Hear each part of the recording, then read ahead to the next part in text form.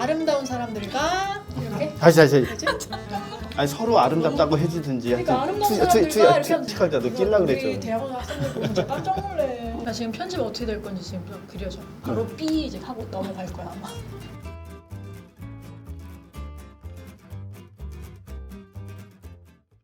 아름다운 사람들과 아름다움을 이야기하는 민우의 화장실에 메이크업 아티스트 민우입니다. 반갑습니다. 네, 반갑습니다. 저희 민우 화장실에 와주신 두 분 환영합니다. 네 안녕하세요. 우선 자기소개부터 먼저 부탁드릴게요.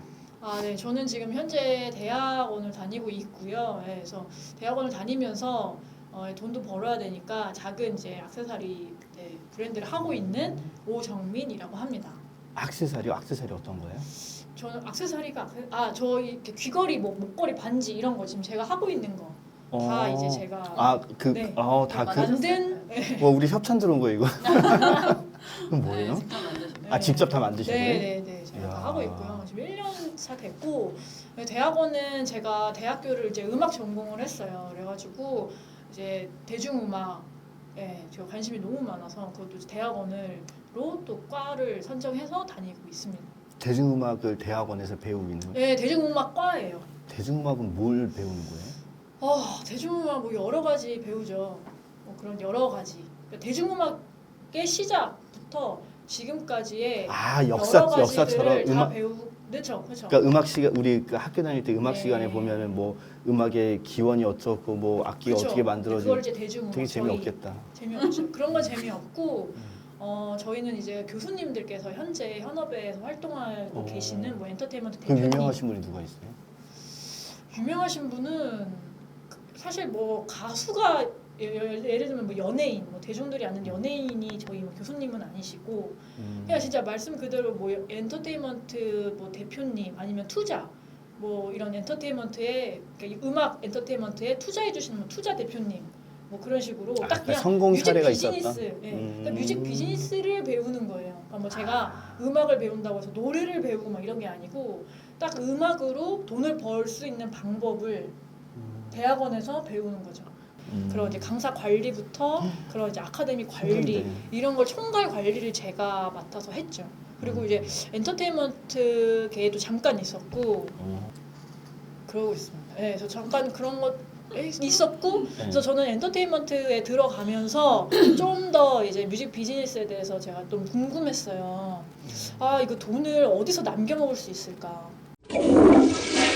저는 지금 영어 강사로 학교에서 영어 어학원에서 여러 가지 가르치고 있고요.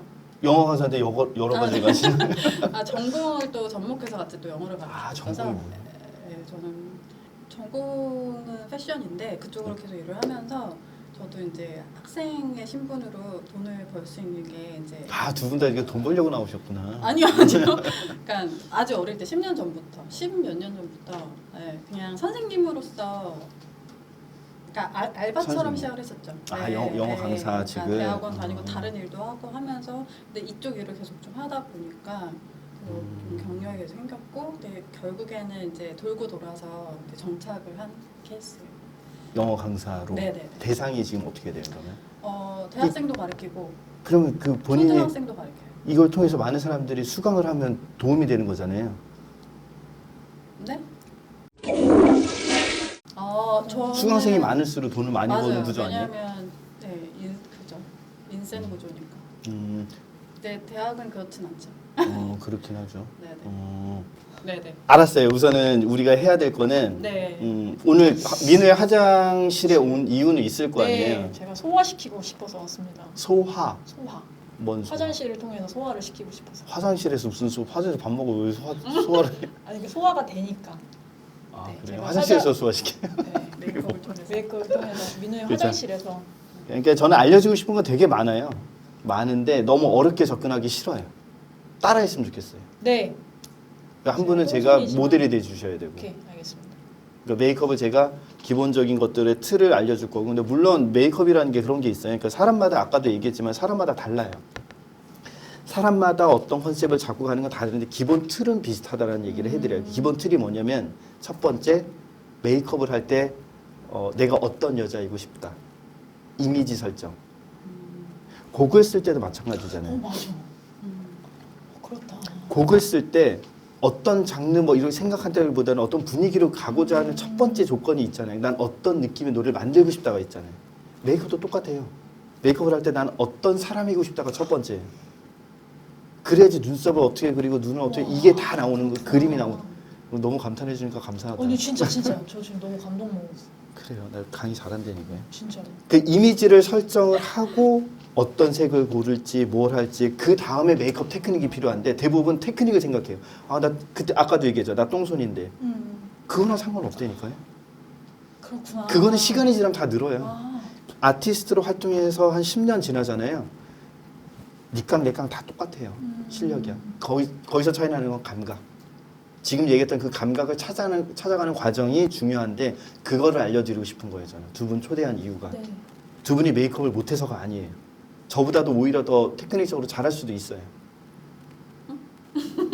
그러면 안 되지만 그럴 수도 있어요. 네. 그걸 바라는 게 아니라 저는 이럴 때는 이런 상황, 이런 설정하는 과정들을 계속 설명을 드릴 거예요. 네. 기대되시죠? 네, 너무. 기대는 하지 마요. 이분들을 위해서 기초교육으로 들어가도록 하겠습니다. 자, 화장품이라고 하는 거는 스킨케어와 메이크업 단계로 나눠져요. 네. 메이크업 베이스, 파운데이션, 파우더 세 단계를 봤을 때 이 세 단계는 뭐냐면은 피부 화장을 위한 피부색을 만드는 단계 제품들이에요. 네. 자, 파운데이션의 주인공이라고 보면은 피부색을 만드니까 메이크업 베이스는 얘를 잘 붙게 하기 위해서, 오래 지속하기 위해서, 파우더는 붙여놨으니까 고착시키기 위해서, 오래 유지하기 위해서. 기본 원리는 그거예요. 근데 뭐 모공 커버가 잘 되니, 주름이 잘 가려지니, 하여튼 뭐 커버력이 높니, 촉촉하니, 부드러운 이런 이미지적인 것들은 아까 처음에 메이크업 설정할 때 그때 어떤 제품을 쓸지 설정하는 거예요. 목적을 잘 생각하라고요. 이유, 왜 쓰는지. 그럼 메이크업이 잘 나와요. 자고 일어났을 때 천연 피지라고 하는 흔히 얘기하는 전문 용어로 개기름. 개기름 올라오잖아요. 그 개기름은 물과 오일이 섞여요, 안 섞여요? 안 섞여요. 안 섞이는 게 기본 원리잖아요. 친이 내리는 화장품이라고 그래요. 모공에서 피지와 한선, 땀샘에서 나온 땀이 섞여서 만들어진 개기름이 천연 피지막을 만드는 자외선도 차단하고 보습도 되고 보호도 되고 균도 보호하고 피부를 매끄럽게 만드는 모든 효과를 다 갖고 있어요. 그래서 신이 내리는 화장품인데 왜 그걸 벗겨내야 되냐면 모공에서 올라오는 피지에 섞여있던 노폐물 때문에. 노폐물이 쌓여있으면 피부 더 안 좋아질 거 아니에요. 그래서 없애기 위해서 클렌징을 하고 스킨케어를 하는 이유는 천연 피지막의 그 상태를 만들기 위해서 스킨케어를 하는 거예요. 그러니까 메이크업을 왜 하는지에서 스킨케어는 천연 피지막의 상태. 귀찮으면은 아침에 일어나가지고 천연 피지막 있는 상태에서 쿠션 같은 거 발라보세요. 화장 진짜 잘 먹어요.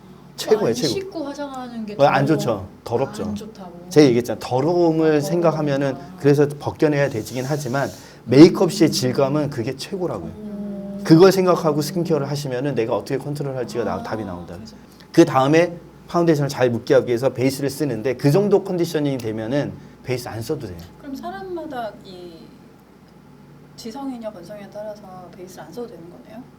너무 지성인 분들은 기름기가 이제 번들될 수는 있지만 그러니까 유수분 밸런스라고 그래요. 그거는 더 전문적으로 얘기하면은 유수분 밸런스를 맞추고 그 위에 피부 화장을 하면 더 잘 먹긴 해요. 오래 가고 더 피부색도 깨끗하고 소위 얘기하는 다크닝이라고 하는 칙칙해지는 현상도 줄어들고 천연 피지막이 갖고 있는 그 점도 보습력 정도로 스킨케어를 하는 게 제일 좋다.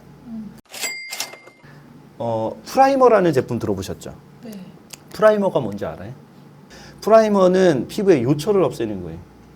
그러니까 울퉁불퉁하거나 모공도 그렇고 다 울퉁불퉁하게 피부를 균일하게 만들게 하는 게 프라이머이기 때문에 그 역할을 한다고 생각하시면 돼요. 베이스를 쓰고 안 쓰고보다는 저는 프라이머에 대한 중요도를 높게 사는 게 매끈한 상태에서는 피부 화장 잘 돼요. 네. 한번 발라드릴게요. 그러니까 베이스나 파운데이션 바를 때 기본 요령은 피부 결에 따라 발라라. 너무 지겨운 얘기고 다들 아는 내용이기 때문에 그 부분은 강조 안 할게요. 향이 되게 독특하네요. 썩어서 그럴 수도 있어요. 잠깐만. 저 피부 뭐 나는 거 아니죠? 뭐 나면은 제가 책임질게요. 좋겠다. 자, 발라보세요. 제가 배우니까. 이거는 맞고 틀리고는 얘기 안 할게요. 저는 손바닥에 하는 걸 좋아하는 이유가 손뜨기 하다 보면 아티스트들은 손뜨기에서 바르다 보면 거기 옷에 묻어버리거나 그럴 수가 있어요. 그래서 저는 여기다 하는 걸 좋아해요. 아 오케이. 아니 냄새가 좀 진짜 썩은 것 같네. 봐봐 이게 봐봐 이게 그렇게 바르면 안 된다니까요. 내 얼굴은 소중하잖아요.